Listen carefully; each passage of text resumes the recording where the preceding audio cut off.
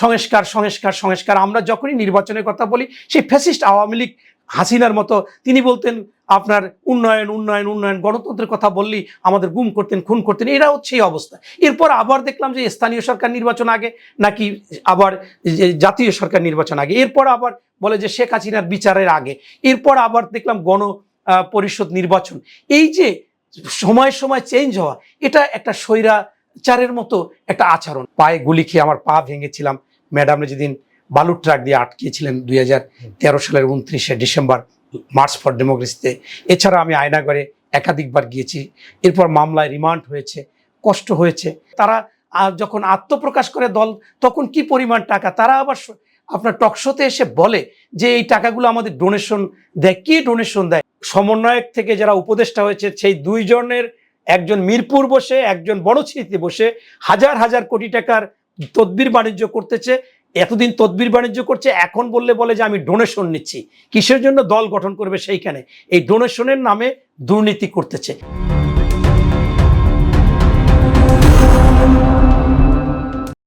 সুপ্রিয় দর্শক, স্বাগত জানাচ্ছি বাণিজ্য প্রতিদিনের নিয়মিত আয়োজন আগামীর রাজনীতিতে। আমরা আগামীর রাজনীতিতে সমসাময়িক রাজনৈতিক নানা বিষয়গুলো তুলে ধরি। আমাদের সাথে আজকে উপস্থিত রয়েছেন বিএনপির জাতীয়তাবাদী তাঁতি দলের কেন্দ্রীয় কমিটির জ্যেষ্ঠ যুগ্ম আহ্বায়ক ডক্টর কাজী মনিরুজ্জামান মনির। আপনাকে স্বাগত জানাচ্ছি বাণিজ্য প্রতিদিনে। জি, আপনাকেও ধন্যবাদ এই বাণিজ্য প্রতিদিনে আমাকে আমন্ত্রণ করার জন্য। 17 বছরের একটা নির্যাতন নিপীড়নের পর বাংলাদেশের মানুষ একটি গণতান্ত্রিক পরিবেশ ফিরে পেয়েছে। সেই ক্ষেত্রে বিএনপির ক্ষেত্রে এটি ব্যতিক্রম নয়। আপনাদের বিগত 17 বছর কেমন ছিল? আমি জানি আপনি আয়নাঘরের শিকার হয়েছেন, আয়নাঘরে থেকেছেন, ব্যাপক নির্যাতন নিপীড়নের শিকার হয়েছেন। বিশেষ কি স্মৃতি আমাদেরকে দর্শকদের উদ্দেশ্যে তুলে ধরবেন? আজকে আসলে বিশেষ স্মৃতি বলতে আমার কাছে সবচেয়ে মনে হয়েছিল যেদিন আমার নেত্রী বেগম খালেদা জিয়াকে শেষ ওনার হাজিরার দিন রায় ঘোষণা হবে। সেই দিন আমরা আশা করেছিলাম এবং বিশ্বাস করেছিলাম যে তাকে জেলে যেতে হবে না। সেই দিন যখন জেলে যায়, সেইটাই আমার কাছে বড় ধরনের একটা স্মৃতি। সেই দিন আমরা আমাদের সেই ফিল্ম জগতের এফডিসির ওখান থেকে আমরা তার গাড়ির পিছিয়ে পিছিয়ে দৌড়ে আসতেছিলাম। বিশেষ করে আমার কাছে মনে আছে হাবিবুর নবী খান সোহেল খুব জোরে সোরে, তার সাথে দৌড়ে দৌড়ে আমরা একেবারে আদালত পর্যন্ত এসেছিলাম। আসার পরেই সেখানে নির্মমভাবে আমাদের উপর নির্যাতন করে অনেককেই গ্রেপ্তার করেছে এবং মিথ্যা নাশকতা মামলা দিয়েছে। সেই দিনটা আমার কাছে খুব স্মৃতির। আর আরেকটি আমার কাছে মনে হয় যে যখন আমার বাসায় প্রতিদিন আমি একদিনের জন্য বাসায় থাকতে পারিনি, এমনকি আমার গ্রামের বাড়িতে যে বাড়িটা, সেই বাড়িটাও পুলিশ দখল করেছিল। আমি হাইকোর্ট থেকে নোটিশ দিয়ে রুল জারি করে সেখান থেকে নামিয়েছি, সেই বাড়িতে থাকতে পারিনি। কিন্তু আমাকে যখন বাড়িতে যাইতো গ্রেপ্তার করা বা ধরার জন্য, সেই সময় খাটের নিচে বিভিন্ন জায়গায় খোঁজ করতো। তখন আমার মেয়ে বলতো যে আমার বাবা কখনো খাটের নিচে থাকার লোক না। তাই সেই দিনের পর থেকে আমি আমার সংশ্লিষ্ট থানায় ওসিকে বলে দিয়েছিলাম যে আপনি যদি গ্রেপ্তার করতে চান, আমার নামে মামলা হলে আমাকে ফোন করে বলবেন, আমি চলে আসব, আপনাকে কষ্ট করে যেতে হবে না। এটাও আমার কাছে আমার মেয়ের যে কথাটার উপরে আমি এটা বলতাম যে এমনি তো নির্যাতন হয়েছে। আমি পায়ে গুলি খেয়ে আমার পা ভেঙেছিলাম, ম্যাডাম যেদিন বালুর ট্রাক দিয়ে আটকিয়েছিলেন 2013 সালের 29শে ডিসেম্বর মার্চ ফর ডেমোক্রেসিতে। এছাড়া আমি আয়নাগরে একাধিকবার গিয়েছি, এরপর মামলায় রিমান্ড হয়েছে, কষ্ট হয়েছে। তারপর এরকম যদি আমার মেয়ের কথার মধ্যে দিয়ে আমি এটা একেবারে স্পষ্টভাবে, আমি লালবাগ থানায় অধীনে আজিমপুরে থাকতাম, ওই ওসিকেও বলেছি, আমার মোড়লগঞ্জ থানার ওসিকেও বলেছি যে আপনারা কোনো সময় মামলা অভিযোগ আসলে আমাকে বলবেন, আমি স্বেচ্ছায় আপনাকে হাজির হব, গ্রেফতার হব। এর আগে আমি বহুতবার আমার দলের বড় বড় নেতা, এমনকি বেগম খালেদা জিয়াকে বলেছি যে আমরা স্বেচ্ছায় কারাবরণ করতে পারি, এই কর্মসূচি দেওয়া হোক। এবং এটা আমার কাছে মনে হয় যে একজন রাজনৈতিক নেতার জন্য এই ধরনের কারাবরণ করা উচিত। এখন তো সুদিন এসেছে, এর আগে আপনারা বহু নির্যাতন নিপীড়ন হয়েছেন, বিএনপির নেতারা সবচেয়ে বেশি নির্যাতিত হয়েছে, এটি যেমন সত্য। এর পাশাপাশি আরেকটি বিষয় আমি জানতে চাই যে সংস্কারের চেয়ে আপনারা নির্বাচনকে কেন অগ্রাধিকার দিচ্ছেন? এরকম একটা চাউর রয়েছে যে বিএনপি একমাত্র দল যারা হচ্ছে সংস্কারের চেয়ে নির্বাচনকে অনেক বেশি অগ্রাধিকার দিচ্ছে। কি বলবেন আপনি? এটা আসলে অনেক দল বা জনগণ অনেকে বলে, কিন্তু এখান থেকে অন্যান্য রাজনৈতিক দলগুলো ফিরে আসছে, কারণ তারা বুঝতে পেরেছে বিষয়টা হচ্ছে যে আপনারা দেখেছিলেন যে এরশাদ বিরোধী আমি আন্দোলন করেছি, তখন আমি রাজপথে ছিলাম, কারাভোগ করেছি। সেখানে 91 সালে বিচারপতি শাহাবুদ্দিন সাহেব এসে কিন্তু 9 বছরের বিষয়টা একেবারে নিরপেক্ষ করেছিলেন 90 দিনের মধ্যে, এবং একটা নির্বাচন দিয়েছিলেন যা বিশ্বে গ্রহণযোগ্য ছিল, বাংলাদেশও ছিল। তাই এই যে সংস্কার, এই সংস্কারটা কতদিনের জন্য? আমরা বিএনপি মনে করেছিলাম যে একটা রোডম্যাপ দিক, সংস্কারও যতদিন গ্রহণযোগ্য সময় লাগে সেই দিন দেব। কিন্তু পরবর্তীতে আপনারা যেটা দেখেছেন যে প্রতিনিয়ত আজকে মিত্রদের সাথে যদি আপনার অনাস্থা, অবিশ্বাস এবং আপনার সন্দেহ ঢুকে যায়, তখন সেই মিত্ররা চিন্তা করে যে ওই শত্রু হয়ে গেলে সেই শত্রুও মিত্র হয়ে যায়। আজকে দেখেছেন যে প্রধান উপদেষ্টা তিনি একটা সাক্ষাৎকার দিয়েছিলেন সেই ব্রিটিশ লন্ডন টাইমসকে, সেখানে বলেছিলেন যে ছাত্ররা একটা দল করতে চায়, ওরা, আমি বলেছি করো, আবার বলে যে আমরা একটা সিটও পাবো না, তারপর আমি বলছি না তোমরা সরকার গঠন করবে। এরপর ওনার যিনি প্রেস সচিব তিনি ইঙ্গিত দিল যে একজনকে, যে উনি নেক্সট প্রাইম মিনিস্টার, যেটা নতুন দল গঠন হলো। এমনকি গঠন হওয়ার পরে তাদের একজন কেন্দ্রীয় নেতা তার এলাকায় গিয়ে ডক্টর ইউনূস সাহেবের ছবি দিয়ে প্লেকার্ড করে শোডাউন দিয়েছে। এরপরে আপনার এই ডক্টর আসিফ নজরুল সাহেব সেদিন একটা বই উদ্বোধন করতে গিয়ে বলল, বাবারা তোমরা আরো 5-10 বছর থাকো। এটা কিসের ইঙ্গিত? এটা কেন? এবং আমরা যখন দেখি যে তারা কোটি কোটি টাকা ব্যয় করে, আপনারা কিন্তু দেখেছেন যে আন্দোলন, ছাত্র বৈষম্য বিরোধী ছাত্র এবং জনতা যখন আন্দোলন করেছে, গরিব মানুষ, খেটে খাওয়া মানুষ, আম জনতা সকলে আমাদের পানি দিত, বিস্কিট দিত, টিফিন দিত, আমাদের পড়াটা কিনে দিত। তারা মনে করতো যে এরা সকল মানুষের জন্য আন্দোলন সংগ্রাম করবে। যখনই তারা দলের মধ্যে চলে আসলো, তখন তাদের মধ্যে দেখা গেল যে তারা আপনার সেই ইন্টারকন্টিনেন্টাল হোটেল, শেরাটন হোটেলে সেখানে ইফতার পার্টি করে। তারা যখন আত্মপ্রকাশ করে দল, তখন কি পরিমাণ টাকা তারা আবার আপনার টকশোতে এসে বলে যে এই টাকাগুলো আমাদের ডোনেশন দেয়। কি ডোনেশন দেয়? আপনারা জানেন যে বাংলাদেশের অধিকাংশ মানুষ তারা কিন্তু মা বাবাকে বৃদ্ধাশ্রমে রাখে, ভালোভাবে টাকা পয়সা দিতে পারে না। ওনাদেরকে এই কোটি কোটি টাকা কি দেয়? ইতিমধ্যে ওনাদের একজন নেতার নামে 400 কোটি টাকার একটা দুর্নীতির অভিযোগ এসেছে। সেই ক্ষেত্রে দেখা যাচ্ছে যে এরা অবশ্যই আওয়ামী দুঃশাসনের সময় দুর্নীতিবাদ ছিল, অবৈধ অগাধ টাকা করেছে, পয়সা করেছে। তারা সেটাকে হালাল করার জন্য কোটি কোটি কোটি কোটি টাকা তাদের অবৈধ আছে, সেটা হালাল করার জন্য, এই সরকারের সাথে লিয়াজো মেনটেন করার জন্য তাদের ছত্রছায়া যে দল হচ্ছে সেই দলকে সাপোর্ট দিতেছে, দিয়ে তাদের সেই পাপ বা অবৈধ বা দুর্নীতিটাকে মুছতে চেয়েছে। এই জন্যই আমরা চাচ্ছি যে যত দিন যাবে বিভিন্ন ধরনের এই কথা হবে। একবার আসলো যে আপনার সংস্কার সংস্কার সংস্কার, আমরা যখনই নির্বাচনের কথা বলি, সেই ফ্যাসিস্ট আওয়ামী লীগ হাসিনার মতো তিনি বলতেন আপনার উন্নয়ন উন্নয়ন উন্নয়ন, গণতন্ত্রের কথা বললেই আমাদের গুম করতেন, খুন করতেন। এরা হচ্ছে এই অবস্থা। এরপর আবার দেখলাম যে স্থানীয় সরকার নির্বাচন আগে, নাকি আবার জাতীয় সরকার নির্বাচন আগে, এরপর আবার বলে যে শেখ হাসিনার বিচারের আগে, এরপর আবার দেখলাম গণ পরিষদ নির্বাচন। এই যে সময় সময় চেঞ্জ হওয়া, এটা একটা স্বৈরাচারের মতো একটা আচরণ। তাই আজকে বেশিরভাগ রাজনৈতিক দল বুঝে গেছে যে এটা তালবাহানা করতেছে এবং বিলম্ব করে তাদের মধ্যে গভীর একটা ষড়যন্ত্র আর আমরা গন্ধ পাচ্ছি। সেই জন্যই আমরা বলতেছি জাতীয় নির্বাচনে আগে। এবং আপনারা জানেন যে এই যে সংস্কার কিন্তু প্রত্যেকটা দল থেকে প্রথমেই তারা সুপারিশ নিয়েছে, কে কিরকম কি চায়, কি হলে ভালো হয়, সকল দল দিয়ে দিয়েছে। এরপর যারা কমিশন হয়েছে তারা 1 মাস সময় নিয়েছিল, সেখানে 2 মাস লেগেছে। এরপর যখন ওনারা জমা দিয়েছে, আপনারা জানেন যে ওনাদের 4-5 জন উপদেষ্টা এই সাক্ষাৎকারে বলেছেন যে এখন আমরা হাতে পেয়ে গেছি, আমাদের 5-7 দিনই আমরা এটা প্রজ্ঞাপন জারি করতে পারবো। সেখানে 5-7 দিন কেন, আরো 2 মাস লাগুক, 4 মাস লাগুক, কিন্তু এর মানে তো এটা হতে পারে না যে বছরের পর বছর। কারণ এই সংস্কার হচ্ছে আপনার কিয়ামত পর্যন্ত চলবে। যেমন শিক্ষার কোনো শেষ নাই, দোলনা থেকে কবর পর্যন্ত সংস্কার হতেই থাকবে। এবং এটা শুধুমাত্র এই সংস্কার না, কেন হযরত মুহাম্মদ সাল্লাল্লাহু আলাইহি সাল্লামের সময় থেকেই সংস্কার কিন্তু প্রতিনিয়ত হয়ে আসছে এবং পরিবর্তন হবেই। তাই আমরা বলতেছি যতটুকু সংস্কার দরকার ততটুকু করে আপনি একটি অন্তর্বর্তীকালীন সরকার, আপনি তাল বাহানা করে এই নির্বাচন, সেই আপনার দরকার হচ্ছে জাতীয় নির্বাচন, সেই জাতীয় নির্বাচনকে নিয়ে আপনি সংস্কার করে নির্বাচন দেন। এটাই হবে যথাযথ এবং গ্রহণযোগ্য, এবং জনগণ তাদের ভোট অধিকার দিতে চায় এবং তারা জবাবদিহি একটা সরকার চায়। আপনারা যতটা দ্রুত নির্বাচন চাইছেন, তত দ্রুত তো আওয়ামী লীগের বিচার চাইছেন না। সামাজিক যোগাযোগ মাধ্যমে বিএনপি নিয়ে এমন মন্তব্য করছেন অগণিত মানুষ। আপনাদের কি বলার আছে এই ক্ষেত্রে? আপনি আসলে স্পষ্টভাবে জানেন আমাদের দলের যিনি সর্বনীতি নির্ধারণী তিনি হচ্ছেন আমাদের ভারপ্রাপ্ত চেয়ারম্যান মহোদয় তারেক রহমান সাহেব।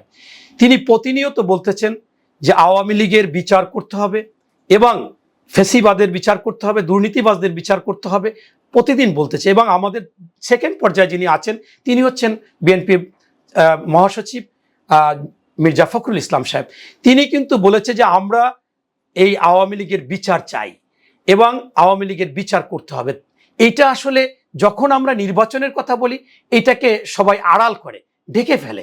আপনি বুঝবেন যে যদি আওয়ামী লীগের বিচার করা হয় তা বিচার করলে যেমন আপনার একটা কম্বলের লোম বাঁচলে কম্বলের অস্তিত্ব থাকবে না, আওয়ামী লীগের যদি বিচার হয় একজন মেম্বার প্রার্থী খুঁজে পাওয়া যাবে না। তাই কিন্তু আমাদের জন্য অন্যদের জন্য আমরা চাই তাদের বিচার হোক এবং তারা যেন নির্বাচনের মতো কোনো প্রার্থী না থাকে। বরঞ্চ আপনি যেটা বলেছেন সেইটার বিপরীতে যদি আপনাকে প্রশ্ন করি যে আজকে বৈষম্য বিরোধী আন্দোলনের যেটা ছিল, আবার যারা অন্তর্বর্তীকালীন সরকারে এসেছে, এখন যারা জাতীয় নাগরিক পার্টি হয়েছে, তারা কিন্তু একাধিকবার বলেছিল যে আওয়ামী লীগের কাউন্সিলর তাদেরকে আবার পুনরায় বহাল রাখতে হবে। এই কাউন্সিলর কারা? মানুষের কাছে কাউন্সিলরদের নাম শোনা মানে আতঙ্কিত এবং তাদের কাছে অবৈধ সম্পদে ভরা এবং তারা এক একটা দানব, একটা মনে করেন সন্ত্রাসী, তাদেরকে তারা কিন্তু আনতে চেয়েছিল কারণ তাদের সুবিধার জন্য। এইটা যদি আমরা বলি সেইখানে কিন্তু তারা নীরব থাকে, এটা বলে না। এছাড়া আপনারা দেখেন যে 4578টা ইউনিয়ন পরিষদ, সেইখানেও কিন্তু আওয়ামী লীগের দানবরা বিনা প্রতিদ্বন্দ্বিতায় কয়েকটা এই ইউনিয়ন পরিষদ নির্বাচনে আসছে। তারা কিন্তু আজকে তাদেরকে নির্বাচনে আগে করতে চায় কারণ সেখান থেকে তারা হয়তোবা তাদের দলকে চাঙ্গা করতে চায়, এই দানব এই অবৈধ অর্জনকারীদেরকে নিয়ে আসতে চায়। এগুলো কিন্তু আমরা এটা একেবারে যুক্তিতে আসে, কিন্তু সেই বিষয়ে তারা বলতে গেলে তখন সেটা নীরব থাকে। অন্যদিকে আমাদের শুধু বলে যে আমরা আওয়ামী লীগের বিচার চাই না। আমরা বলতে চাচ্ছি গতকালকে আমাদের ভারপ্রাপ্ত চেয়ারম্যান মহোদয় তারেক রহমান সাহেব স্পষ্টভাবে বলেছে যে বিএনপি যদি আপনারা ক্ষমতায় বিএনপিকে আনেন, বিএনপি যদি আসে, আওয়ামী লীগের বিচার, ফ্যাসিস্টদের বিচার, দুর্নীতিবাজদের বিচার আগে করা হবে এবং এই সংস্কারও করা হবে। যদি আপনারা বিশ্বাস না করতে চান আসুন, আপনারা যে যে অবস্থানে থেকে নির্বাচন করুন, আমরা একটু কম ক্ষমতা সম্পন্ন হলেও একটা জাতীয় সরকার করব, সেই জাতীয় সরকারের মাধ্যমে আমরা এই আওয়ামী লীগের বিচার করব, সংস্কার করব, রাষ্ট্র কাঠামো ঠিক করব।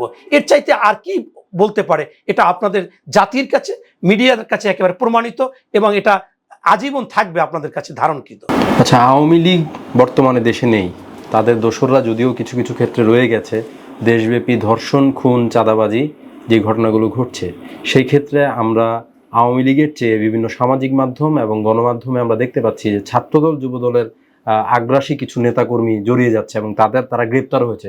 সম্প্রতি যশোরের জিকরগাছায় 4 জন ছাত্রদলের নেতাকর্মী গ্রেপ্তার হয়েছেন, তার মধ্যে 2 জন একদম পদধারী নেতা ইউনিয়ন পর্যায়ে।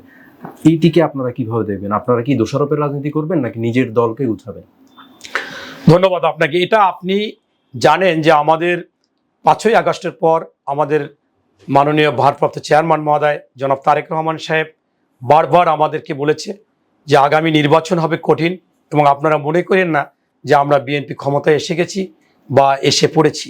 এখানে জনগণ যদি চায়, জনগণকে যদি আমরা তুষ্ট করতে পারি, খুশি করতে পারি, সেই ক্ষেত্রে আপনাদের প্রত্যেককে জনগণের দ্বারে দ্বারে যেতে হবে এবং সন্ত্রাসী কার্যকলাপ, দখল, চাঁদাবাজি, এই খুন খারাপি, দুর্নীতি, এটার সাথে বিএনপির কেউ যদি জড়িত হয় তাদেরকে কোনোভাবে আমি ক্ষমা করতে পারবো না। আমার দলের জন্য যদি এরকম হয় সেটা আমি কোনোভাবে তাদেরকে দলে রাখতে পারবো না।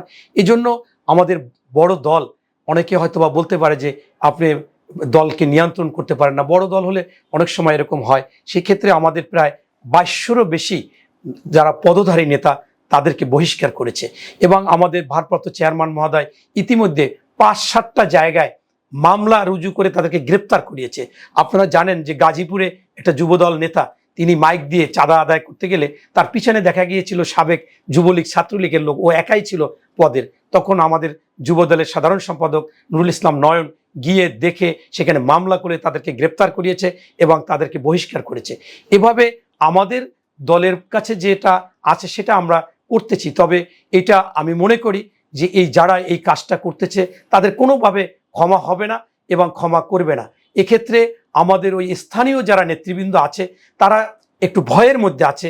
আমি দেখি যে আমার এলাকায় আওয়ামী লীগের লোকজন বিএনপি কিছু কুচক্রী যারা আগেও আওয়ামী লীগের সাথে লিয়াজো করে শুধুমাত্র পদ নিয়ে নিয়ে রয়েছে, তারা এদেরকে নিয়ে এখন এই দখল চাঁদাবাজ এগুলো করতেছে। যদিও আপনি বলবেন এটা দোষারোপ আমি করতে চাই না, আমার বিএনপির ওই লোকটাকেই আমি দোষারোপ করতেছি। এখন এমন একটা অবস্থা হয়েছে যে এই ক্ষেত্রে আমি একটা দোষ দিতেই চাচ্ছি অন্তর্বর্তীকালীন সরকারকে, কারণ আমাদের নেতা জনাব তারেক রহমান সাহেব এই সরকারের কাছে আহ্বান করেছে যে আমি বহিষ্কার করেছি, আমাদের কাছে জানাইলে আমরা অ্যাকশন নিচ্ছি, কিন্তু আপনারা দলের যে হোক, আমরা তো আর ক্ষমতায় না, তাকে গ্রেফতার করুন, তাকে আইনের আশ্রয় আনুন, কঠিন বিচার করুন। এই কাজটা করতেছে না তাদের এই ক্ষেত্রেও আমি বলবো অন্তর্বর্তীকালীন সরকারের যে তাদের একটা আপনার ষড়যন্ত্র আছে। কারণ তারা কেন করবে না, তাদের হাতে আইন। তারা এটা না করার কারণ হচ্ছে যে এই আমাদের ধর্ষণ, এই দখল, এই চাঁদাবাজ, ঘের দখল, সন্ত্রাসী, হাটঘাট দখল, এই মনে করেন যে bus stand, tempo stand, truck stand, এইগুলো করানো মানে ওনরা অপপ্রচার করবে যে দেখো বিএনপি এই সমস্যা সৃষ্টি করতেছে, এখন আমরা মনে করতেছি নির্বাচন দিলে ঠিক হবে না, বিএনপি আসলে দেশের জন্য সমস্যা করবে। এক্ষেত্রেও আমি মনে করি অন্তর্বর্তীকালীন সরকার দায়ী এবং তাদের একটা ষড়যন্ত্র আছে। এটা আমার কাছে একেবারে বিশ্বাস হচ্ছে যে আমি নিজে আমার এলাকায় আমি আইন শৃঙ্খলা বাহিনী, এসপি, ডিসি, ওসিকে, টিওনোকে জানাবার পরও তারা বলে যে আমাদের তো একটা সরকার আছে, সরকারের কিছু বিধিবিধান আছে, নিয়মকানুন আছে, আমি এটা করতে পারি না, এটা কিভাবে করব, কেন করতে পারবো না, কেন এটা দিচ্ছে না, নির্দেশ দিলে আমি আপনাকে চ্যালেঞ্জ ছুটতে পারি। আমাকে যদি 24 ঘন্টার জন্য স্বরাষ্ট্র উপদেষ্টা করা হয়, আমি বাংলাদেশে কোনো সন্ত্রাসী, কোনো চাঁদাবাজি, কোনো দখলবাজ থাকবে না। কেন থাকবে না সেটাও আপনাকে বলি। আগের ওসি, আগের ডিসি, আগের টিওনো, আগের এসপি, তারা কিন্তু সব জানে কে কে খারাপ কাজে লিপ্ত। আবার এখন বর্তমানের এসপি, বর্তমানের ডিসি, বর্তমানের ওসি এবং বর্তমানের এসপি তারাও কিন্তু জানে। আমি যদি দুইটা গ্রুপকে নিয়ে এসে তাদের কাছ থেকে নিই এবং লিস্ট নিই যে এদেরকে গ্রেপ্তার করো, সাথে সাথে গ্রেপ্তার করবে, এবং এই যৌথ বাহিনীর যে অভিযান চলছে তাতেও আমি এদেরকে গ্রেপ্তার করতে পারি, এবং আমি মনে করি 24 ঘন্টার মধ্যে আইন শৃঙ্খলা বাহিনী সবকিছু একেবারে নিরপেক্ষ করে ফেলানো যায়, এটা সম্ভব। আচ্ছা, গোপালগঞ্জে আমরা এখনো আওয়ামী লীগের হুঙ্কার শুনি, সেখানে আপনারা কতটুকু সংগঠিত করেছেন নিজেদেরকে? এই যে গোপালগঞ্জের যে বিষয়টা আপনি বলতেছেন, আপনি এটা স্বাভাবিক। আমাদের বিএনপির প্রতিষ্ঠাতা শহীদ প্রেসিডেন্ট জিয়াউর রহমান, তিনি কিন্তু তার সেই বগুড়াতে তেমন কিছুই করেনি, কিন্তু সেখানের মানুষের ভালোবাসা, এই আওয়ামী লীগ যখন এত ফ্যাসিস্ট এত কিছু করেছে, তখনও আমরা ওখানে প্রোগ্রাম করলে লোকজন এসেছে। এটা হচ্ছে যে নারীর টান। তা গোপালগঞ্জে হচ্ছে আপনার শেখ মুজিবুর রহমানের বাড়ি, তার কন্যা শেখ হাসিনার বাড়ি, সেখানে স্বাভাবিকভাবে তাদের একটা সেই নারীর টান থেকেই যায়। তারপরেও সেখানেও এখন পরিবর্তন অনেক হয়েছে। অন্য অন্য দলগুলো, বিএনপি সহ জামাত বা যারা নতুন দল করেছে, সব দলেই কিন্তু ওখানে আস্তে আস্তে চাঙ্গা হচ্ছে। তবে এখানে যদি তাদেরকে বোঝানো যায় যে আমরা কিন্তু তোমাদের শেখ হাসিনা, শেখ মুজিবুর রহমানের বিরুদ্ধে কিছু বলতেছি না, আমরা বলতেছি যে তাদের অপকর্ম, তারা যে খারাপ কাজ করছে, তারা যে এই গুম খুন, হত্যা, নির্যাতন, এই নির্বাচন এবং স্বায়ত্তশাসিত প্রতিষ্ঠানগুলোকে ধ্বংস করে দিয়েছে, সেইগুলোর বিরুদ্ধে বলি, সেইটার অবস্থান নিলেই তোমরা কিন্তু ন্যায়ের পথে আসতে পারো। তারা অন্যায় করেছে, অবিচার করেছে, জুলুম করেছে, জালিম হিসাবে তারা আখ্যা পেয়েছে এবং ফ্যাসিস্ট হিসাবে, স্বৈরাচার হিসাবে, তাই তোমাদেরকে ন্যায়ের পথে আসা উচিত। সেটা যদি আস্তে আস্তে যখন তারা বুঝবে, অবশ্যই সেখান থেকে আমার মনে হয় ফিরে আসবে। তারপরেও আমি বলবো যে আপনার সন্তান আপনাকে কিন্তু দ্রুত একটা, আপনি অন্যায় করলেও সেইটাকে সে দ্রুত মেনে নিতে পারবে না। আস্তে আস্তে যখন বুঝবে যে আমার বাবা সত্যিই অন্যায় করেছে, তখন হয়তোবা সেখান থেকে সে ফিরে আসবে এবং নিরপেক্ষ ভূমিকা পালন করবে। অন্তর্বর্তী সরকারের 7 মাস অতিবাহিত হয়ে গেল। এই 7 মাসে অনেক রাজনৈতিক দলকে দেখেছি জনগণের কল্যাণে অনেক কাজ করতে, এবং সেগুলো দৃশ্যমান। বিশেষ করে যদি আমি বলি, আসিয়ার ঘটনায় আমরা দেখেছি জামাতের আমিরকে সেখানে যে দুঃখ প্রকাশ করতে, পরিবারের পাশে দাঁড়াতে। আপনাদের তো এরকম কোনো কার্যক্রম আমরা দৃশ্যমান দেখছি না। আপনারা কি জনগণের বাইরে কাজ করছেন? ধন্যবাদ আপনাকে। আমি প্রথমেই এই শিশু আছিয়া মায়ের কাছে আমি ক্ষমা চাচ্ছি যে আমরা জাতি হিসাবে আমরা নির্লজ্জ, লজ্জা পাচ্ছি, কিন্তু সেই নির্লজ্জ জাতি তোমাকে সেই পশুত্ব, অমানুষ যেভাবে তোমাকে অত্যাচার করেছে, তার সুবিচার আমরা এখনো তোমাকে দিতে পারিনি। এরপরে আমি বলতে চাচ্ছি যে ফ্যাসিস্ট হাসিনার সময় আমরা দেখেছি আপনাদের সাংবাদিকরা ইয়েলো সাংবাদিক নামে খ্যাত ছিল, যা পরবর্তীতে অনেকে প্রকাশ করেছে। ইদানিং আবার দেখতেছি যে আপনারা সত্যকে গোপন করতেছেন। আমরা জানি যে কোনো রাষ্ট্র কখনো সত্য কথা বলে না, তথ্য প্রকাশ করে না। এটা সাংবাদিকদের দায়িত্ব যে সত্যকে বের করে আনা এবং যে তথ্য প্রকাশ করে না সেই তথ্যকে বের করে আনা।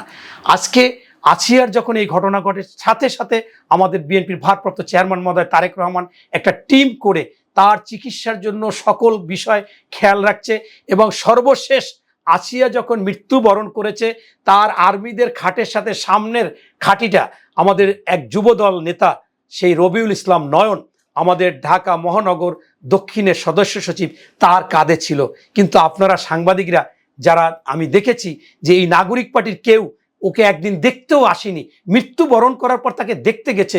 আপনারা বলেছেন যে সেই আসিয়ার মানে মরাদেহ সারজিতের ঘাড়ে। আমরা অবাক হয়েছি এবং কেন, এবং শেষে ওখানে দাপন বলেন বিএনপির লোক একে শেষ পর্যন্ত ছিল। কিন্তু আজকে কেন যেন মিডিয়া ওই সেই আপনি যে জামাতের কথা বলেছেন তাকে তুলে ধরতেছে, আবার সেই যে সারজিৎ ওখানে গেল না কখনো, তারা কিভাবে হেলিকপ্টার নিয়ে চলে গেল সেই, এখানেও আমাদের কাছে অবাক লাগে কোথায় হেলিকপ্টার পায়। আমাদের আজকে একটা দল, সেই প্রবীণ দল, আমরা একটা হেলিকপ্টারের ব্যবস্থা করতে পারি না, আমাদের যেতে হচ্ছে গাড়িতে করে।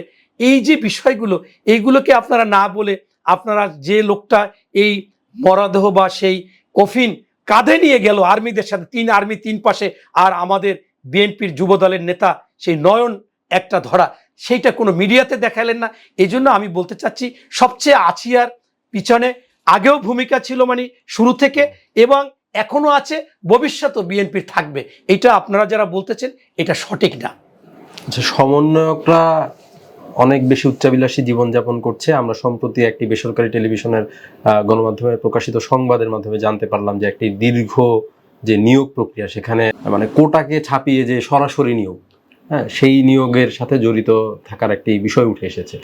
সমন্বয়কদের বিষয়ে আপনারা কিভাবে দেখছেন এবং তারা কি আপনাদের সবচেয়ে বড় প্রতিদ্বন্দ্বী কিনা সামনের নির্বাচনে? মুফতি মাওলানা ইব্রাহিম সাহেব কয়েকদিন আগে একটা মাহফিলে গেছে। সে মাহফিলে গিয়ে জাতীয় নাগরিক পার্টি হওয়ার আগে তা সে বলছে যে আমি অনেক জায়গায় যাই, একটা নতুন গজবের কথা বলে। সেই গজব আজকে আমার কাছে অবাক হয়েছে, এই গজব পৃথিবীর কোথাও নাই। সেই গজব হয়েছে বড় গজব, সমন্বয়। আমি শুনে সেদিন হাসছিলাম। পরবর্তীতে ওই দিনের পর থেকে আমি একটু এই বিষয়টা দেখতে গেলাম। দেখতে গিয়ে দেই সামাজিক মাধ্যমে হোটেলে খাইতে বসছে, বলছে আমি সমন্বয়ক। বিয়ে করতে গেছেন, মানে নাটিকা তৈরি করেছে সমন্বয়, কিছু না হইলে তো কিছু রটে না বা বটে না। তাই এরকম দেখা গেছে যে বিভিন্ন জায়গায় সমন্বয়ক, নাটক টাটক, এটা সেটা। এর চাইতেও বড় কথা হচ্ছে যে আপনি এই অন্তর্বর্তীকালীন যে সরকারটা হয়েছে সেখানেও তো সমন্বয়করা এসেছে। আপনারা জানেন যে আজকে তারা সাফাইভাবে, মানে একেবারে টোটাল সকল কৃতিত্ব তারা নিচ্ছে। আপনাদের অবশ্যই মনে আছে যে 6 জন সমন্বয়ককে একদিন হারুনের ভাতের হোটেলে নিয়ে গেছিল। নেয়ার পরেই তারা বিকালবেলা একেবারে তাদের ফর্দ ধরে দিয়েছে, দেখে দেখে পড়ে আন্দোলন প্রত্যাহার করেছে। যে আর আমরা যদি আন্দোলন করি, আমরা কোঠা আন্দোলন চেয়েছিলাম সেটা তো মেনে নিয়েছে, এখন আন্দোলন করলে রাষ্ট্রদ্রোহী আন্দোলন হবে। পরবর্তীতে 2 জন মন্ত্রীদের সাথে তাদের কথাবার্তা হয়েছে। পরবর্তীতে যেভাবে হোক আমাদের ভারপ্রাপ্ত চেয়ারম্যান মহোদয় তারেক রহমান সাহেব আমাদের মেসেজ দিয়েছে, বিশ্ববিদ্যালয়ের টিচারদের দিচ্ছে, এখন আপনারা ভাইরালও পেয়েছেন। আমরা সেই আন্দোলন করেছি এবং প্রত্যেকটা আন্দোলনে আমার সন্তানদেরকে নিয়ে গিয়েছি, কারণ 65 লক্ষ লোকের নামে মামলা হয়ে বিচার শুরু হয়ে গেছে। আমাদের তো পিঠ দেয়ালে ঠেকে গেছিল, আমাদের কিন্তু বিকল্প কোনো পথ ছিল না। আমরা সেই জন্য আমরা করে গেছি। এখন আপনি বলতে পারেন কেন সামনে যাননি? আমাদের ভারপ্রাপ্ত চেয়ারম্যান মহোদয় বলছে যে জনগণ, প্রশাসন, আইন শৃঙ্খলা বাহিনী, আর্মি হয়তোবা ওদেরকে ভালো সাপোর্ট দিবে, আপনাদের সামনে যাওয়া দরকার নেই, আপনাদের ভিডিও করা দরকার নাই, আপনাদের ছবি ছাড়া দরকার নাই, আমাদের টাইম টু টাইম কোথায় থাকতে হবে বলে দিয়েছে। কিন্তু আমি বলতে চাচ্ছি যে সেখান থেকে তারা এসেই ওই সমন্বয়করা বিভিন্ন জায়গায় কিন্তু দপ্তরে দপ্তরে চলে গেছে, তাদেরকে দায়িত্ব দেওয়া হয়েছে। দায়িত্ব দেওয়া হওয়ার পরে তারা এই যে ফ্যাসিস্ট আওয়ামী দোসর, তাদেরকে সরানোর নামে না সরিয়ে তাদেরকে বিভিন্ন জায়গায় আরো প্রতিষ্ঠিত করেছে, তাদেরকে পুনর্বাসন করেছে। আপনারা যদি সাংবাদিক ইলিয়াস সাহেবের ভিডিও দেখেন, লাইভ দেখেন, সেখানে বলেছে যে আমার কাছে ডকুমেন্টস আছে, রেকর্ড আছে, যদি কেউ জানতে চায় আমি জানাই দেব। 2 জন সমন্বয়ক থেকে যারা উপদেষ্টা হয়েছে সেই 2 জনের একজন মিরপুর বসে, একজন বড়ছিরিতে বসে হাজার হাজার কোটি টাকার তদবির বাণিজ্য করতেছে। এতদিন তদবির বাণিজ্য করছে, এখন বলে যে আমি ডোনেশন নিচ্ছি। কিসের জন্য? দল গঠন করবে সেইখানে। এই ডোনেশনের নামে দুর্নীতি করতেছে। এরপর অনেক সাংবাদিকরাও টকশোতে এসে বলেছে, আমি এই মুহূর্তে নাম ভুলে গেছি, আমি একাধিক সাংবাদিকের আমার কাছে ভিডিও আছে, তারাও বলেছে যে তদবির বাণিজ্য চলতেছে। তাই আমি মনে করি যে আপনার সেদিন আমি একটা বক্তব্য বলেছিলাম যে আপনার এস.এম. মনিরুজ্জামান চট্টগ্রাম বন্দরের, তিনি 4,000 কোটি টাকার দুর্নীতি, কোথাও 500 কোটি টাকা, কোথাও 400 কোটি টাকা, আমি বলি 100 কোটি টাকার দুর্নীতি তার প্রমাণ হয়েছে। যদি হয়ে থাকে তাকে ওখান থেকে সরাচ্ছে না, কারণ কি? অতএব এরকম সচিব, এরকম দুর্নীতিবাজ যারা হাজার হাজার কোটি টাকা লুটপাট করেছে, তারা এদেরকে ধরেই আছে। কারণ তাদের 2-3টা লাভ। একটা লাভ হচ্ছে যে আমি যদি পদ থেকে সরে যাই, গ্রেপ্তার হব, গ্রেপ্তার হওয়ার পর আমার টাকা পয়সা সব চলে যাবে, আমি মান সম্মান শেষ হয়ে যাবে। বরঞ্চ আমার যদি 5,000 কোটি টাকা থাকে, আমি 3,000 কোটি টাকা দিয়ে দেবো, 4,000 কোটি টাকা দিয়ে দেবো, 5,000 কোটি টাকা দিয়ে দেবো, দিয়ে আমি যদি এখানে থাকি, আমার যদি প্রমোশন হয়, তাহলে আমি একেবারে নিষ্পাপ হয়ে গেলাম। আমি দুর্নীতিবাজ না, আমি খারাপ না, আমি খুব ভালো। এবং প্রয়োজনে এখানে থেকে আবার তাদেরকে যেহেতু টাকা পয়সাই দেবো, আমি আবার ইনকাম করব। এইভাবেই আছে। নতুবা আপনি কি মনে করেন যে এখন পর্যন্ত যারা যে অবস্থানে আছে, আমার কথা হচ্ছে যে সবাই আওয়ামী লীগের লোক, কিন্তু চেঞ্জ হলে তাদের মধ্যে একটা ভয় থাকে, অবশ্যই ভয় থাকে, কিন্তু সেই চেঞ্জটা হচ্ছে না কেন? এই সমন্বয়ক থেকে আসা যারা অন্তর্বর্তীকালীন সরকারে আছেন, তারাই এই সমস্ত এই কাজবাজ করতেছে। এবং তারা চাকরি কেন, সব জায়গায় ভালো ভালো জায়গায় চাকরি দিচ্ছে, প্রমোশন দিচ্ছে, পোস্টিং দিচ্ছে, এই কাজগুলো তারাই করতেছে, এবং এটা স্পষ্ট এবং সত্য কথা। শেষ প্রশ্ন করতে চাই, আওয়ামী লীগ তো মাঠে নেই, নির্বাচনে আসার কোনো সম্ভাবনাও আমরা দেখছি না। আপনাদের বড় বা শক্ত প্রতিদ্বন্দ্বীকে, আগে তো আওয়ামী লীগের সাথে আপনাদের হাড্ডাহাড্ডি লড়াই হতো, এখন আপনার লড়াইটা আসলে কার সাথে? জামাত না ছাত্রদের নতুন দল? আমাদের নেতা শহীদ প্রেসিডেন্ট জিয়াউর রহমানের সন্তান। আপনারা জানেন যে বাংলাদেশে সবচেয়ে জনপ্রিয় নেতা, স্বাধীনতার ঘোষক, সেক্টর কমান্ডার, জেড ফোর্স অধিনায়ক, যিনি স্বাধীনতার যুদ্ধে একদিনের জন্য কোথাও ভারত বা অন্য জায়গায় যায় না, রণাঙ্গনে থেকে যুদ্ধ করেছে। যুদ্ধ করার পর তার মধ্যে একটু লোভ, একটু স্বার্থ, কোনো কিছু না গিয়ে সে ব্যারাকে ফিরে গেছে। স্বাধীন বাংলাদেশে তাকে একটি সম্মানজনক জীবিত মুক্তিযোদ্ধাদের মধ্যে সর্বোচ্চ খেতাব, বীরুত্তম খেতাব দিয়েছেন। তিনি যে আমাদের দল গঠন করেছেন, দল গঠন করার পর যখন মৃত্যুবরণ করেন, আপনারা দেখেছেন যে একজন নেতা, তিনিও হত্যা হয়েছেন, আগেও একজন হত্যা হয়েছে, তাকে সকলে শহীদ জিয়াউর রহমান বলেন। এবং তার জানাজায় কি পরিমাণ লোক হয়েছে, তার কাছে কিছুই ছিল না। তারই সুযোগ্য সহধর্মিণী বেগম খালেদা জিয়াও কিন্তু কিছু করেনি, নিঃস্বার্থপর ছিলেন। এবং আমি মনে করি আগে কি হয়েছে, উনিও ভুল ত্রুটি থাকে ক্ষমা দৃষ্টিতে দেখতে বলেছেন আমাদের বর্তমান ভারপ্রাপ্ত চেয়ারম্যান মহোদয় তারেক রহমান সাহেব। তাই তিনি আজকে বাংলাদেশের আমূল পরিবর্তন চায়, এবং তার চিন্তা ভাবনা জনগণকে নিয়ে বিন্দুমাত্র, তিনি 31 দফা দিয়েছেন, 31 দফায় স্পষ্ট করেছেন ক্ষমতাকে খর্ব করেছেন। ক্ষমতা তিনি চান না, তিনি মানুষের কল্যাণ চান। আমাদেরকে ডোর টু ডোর যেতে বলেছেন, আমাদেরকে বলেছেন প্রত্যেকটা মানুষের কাছে কাছে যাও। উনি উদাহরণ দিয়েছে যে আমি যখন ছোট ছিলাম, আমার মায়ের কাছে একটা টাকা নেওয়ার জন্য, 25 পয়সা নেওয়ার জন্য আমি ঘুরতাম শুধু, একসময় নিতাম। ঠিক আপনাদেরও জনগণের কাছে যেতে হবে, জনগণকে খুশি করার জন্য, তাদের ভোট পাওয়ার জন্য তাদেরকে কাছে কাছে যেতে হবে। তাই তিনি বলেছেন যে বাংলাদেশের মানুষ অনেকে মনে করে যে আমরা সংস্কার করব না, অবশ্যই সংস্কার করব। কারণ এই নতুন বাংলাদেশের আগে, প্রায় 1.5 বছর আগে আমরা 31 দফা দিয়েছি সবার সাথে আলোচনা করে, সেখানে কিন্তু আমরা চেয়েছি জাতীয় সরকার, সেটাও আছে। পরবর্তীতে সেইখান থেকে আমরা চাই রাষ্ট্র সংস্কার করব, রাষ্ট্র মেরামত করব, আওয়ামী ফ্যাসিস্টদের বিচার করব, দুর্নীতিবাজদের বিচার করব। আর বাংলাদেশে যাতে দুর্নীতি, ঘুষ না থাকে, সুশাসন, সুবিচার থাকে, সেই ক্ষেত্রে একটা জাতীয় সরকার হতে পারে।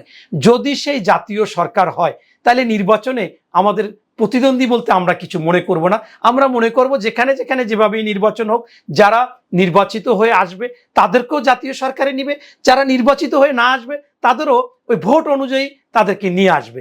এবং যারা ফ্যাসিস্ট, আওয়ামী বিরোধী যারা আন্দোলন করেছে 2024 সালের 7ই জানুয়ারিতে যারা নির্বাচনে যায়নি, তাদের সকলকে নিয়ে এই সরকার গঠন করতে চায়। এরপর যদি সেইটা না হয়, যদি আমরা চাচ্ছি, যদি অন্য দল না চায়, তাহলে আমরা মনে করি যে বর্তমান প্রেক্ষাপটে হয়তোবা আমাদের প্রতিদ্বন্দ্বী জামাত হবে এবং এটাই স্বাভাবিক। বাংলাদেশের ভোটের তার হিসাব অনুযায়ী জামাত হচ্ছে তৃতীয়, বাংলাদেশে আমাদের বিএনপি এবং আওয়ামী লীগ ছিল ফার্স্ট সেকেন্ড। এখন যদি আমরা প্রথম অবস্থানে ধরি, আপনাকে ফাঁকে একটা কথা বলি, আমার কাছে হাস্যকর, আমাদেরই বিএনপি দাবি করতো একজন নেতা ডক্টর ফয়জুল হক, আমাদের ওই সময়ের নেতা যদিও আমাদের সাথে এখন নেই, তার আসনে সে বলছে যে এই ছেলে জামাতের লোক, শিবিরের লোক, তোমাদের কাছে বলে বিএনপি, 18 সালে বিএনপির ফর্ম কিনে বিএনপি হয়েছে, আসলে সে বিএনপি না, তোমাকে আমি অনেক দেবো। আমার সাথে তার দেখা হয়েছিল, সে তর্কে না গিয়ে আর কথা বলেনি। তাই সে এখন জরিপ করে বলে যে জামাত 83%, বিএনপি 26%। আপনি বলেন বাংলাদেশে বর্তমানে ভোট হচ্ছে 12,37,24,576টি। এইটা জুনে আপগ্রেড হবে, জুলাইতে পাবলিশড হবে। যেমন আমার ছেলে এই আগস্টে তার 18 বছর হবে, কালকে তাকে চিঠি দিচ্ছে, আমি কালকে নিয়ে যাব, সে ভোটার হবে। তো এরকম ভোটার হলে হয়তো বা 13 কোটি হতে পারে। তো 13 কোটি ভোটারের মধ্যে যদি আপনি 500, 700, 1000, 1 লক্ষ যদি হয় জরিপে, এইটা তো তাইলে যারা ফেসবুকে আছে তারা ভোটটা দেবে। কিন্তু যে লোকটা আমার বাবা চাষাবাদ করে, মোবাইল ধরে না, তার ভোট কি এখানে আসছে? যে ছেলেটা মনে করেন কাজ করে, যেমন আপনি এখন আমার সাক্ষাৎকার নিচ্ছেন, আপনার কাছে ওটা দেখা যাচ্ছে না, তাহলে আপনি কি ভোট দিবেন? এই যে বিষয়টা, এটা হাস্যকর। এইটা এখন দেখি সে 3 দিন 4 দিন পর 5টা 7টা জরিপে শুধু বলতেছে এই জামাত মানে, এরকম সঠিক না। আমি মনে করি যে বাংলাদেশে এখন যদি নিরপেক্ষভাবে আপনি মনে করেন যে কাদের ভোটের পার্সেন্টেজ কেমন, আমি বলবো যে সত্যি 70-এর ঊর্ধ্বে হচ্ছে বিএনপির সাপোর্টার এবং সমর্থক, এরপর হচ্ছে জামাতের, এরপর মনে করেন অন্য দল। তবে জামাত মনে করেন 20%-এ চলে আসতে পারে। আর একটা কথা, আপনি অনেকে বলে যে মানুষ কিছু নিরপেক্ষ থাকে 20%, এটাও সঠিক না। কারণ আমার নেত্রী বেগম খালেদা জিয়া একসময় বলেছিল যে শিশু এবং পাগল মানে বলা ঠিক না, যারা শিক্ষিত তাদের মানসিক প্রতিবন্ধী বলা উচিত। তো এই মানসিক প্রতিবন্ধী শিশু ছাড়া কেউ নিরপেক্ষ না, কেউ না কেউ কোনো জায়গায় ভোট দিবে, তার একটা চুজ আছে, অতএব সবাই কোনো না কোনো দলের সাথে সংশ্লিষ্ট এবং আছে। তাই আমি মনে করি যে এখনো বিএনপির পক্ষে অনেক লোক আছে এবং থাকবে। এবং এখনো বিএনপি, আমাদের ভারপ্রাপ্ত চেয়ারম্যান মহোদয় তারেক রহমান সাহেব যে কথাটা বলেছে যে নির্বাচন হবে কঠিন এবং আপনাদের জনগণের কাছে যেতে হবে, এবং সন্ত্রাসী, চাঁদাবাজ, দখলবাজ, এই বিভিন্ন টেন্ডারবাজি যারা করে এদেরকে দলে রাখা যাবে না, এবং আওয়ামী দোসরদেরকেও রাখা যাবে না, তারা এই কাজগুলো করাবে। এমনকি 111-এ যারা ছিল তারাও, আমাদের লোক যারা ছিল তাদেরকেও এখন রাখা যাবে না। সেইটা যদি হয় তবে আমি মনে করি যে বাংলাদেশে এককভাবে অন্যরা হাতে গোনা কিছু সিট পেতে পারে, সব সিটগুলোই বিএনপি পাবে। এবং এই অবস্থান হবে, আমার নেতা, আমাদের বিএনপির ভারপ্রাপ্ত চেয়ারম্যান মহোদয় তারেক রহমান যদি আজকে আসে, কালকে থেকে বাংলাদেশে বিএনপির কোনো লোক সন্ত্রাসী, চাঁদাবাজি, দখলবাজ, ওই বাস টার্মিনাল দখল থাকবে না, ওখান থেকে পালাবে। যদি না পালায়, আমি আপনাকে চ্যালেঞ্জ দিয়ে গেলাম, আপনি সেদিন বলবেন যে ওই লোকটা কি বলেছিল। ধন্যবাদ। দীর্ঘ সময় আপনি বাণিজ্য প্রতিদিনের দর্শকদেরকে সময় দিলেন, রাজনৈতিক, সাম্প্রতিক নানা বিষয় আমাদের আলোচনায় উঠে আসলো। আজকে এই অনুষ্ঠানের সময় দেওয়ার জন্য আপনাকে আন্তরিক ধন্যবাদ। জি, আপনাকেও ধন্যবাদ।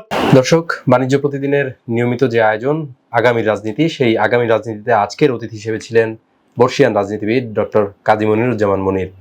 পরবর্তী অনুষ্ঠানে হয়তো আরও নতুন কোনো অতিথিদের সাথে আলোচনায় উঠে আসবে সমসাময়িক রাজনীতির নানা বিষয়। ততক্ষণ পর্যন্ত বাণিজ্য প্রতিদিনের সাথেই থাকুন।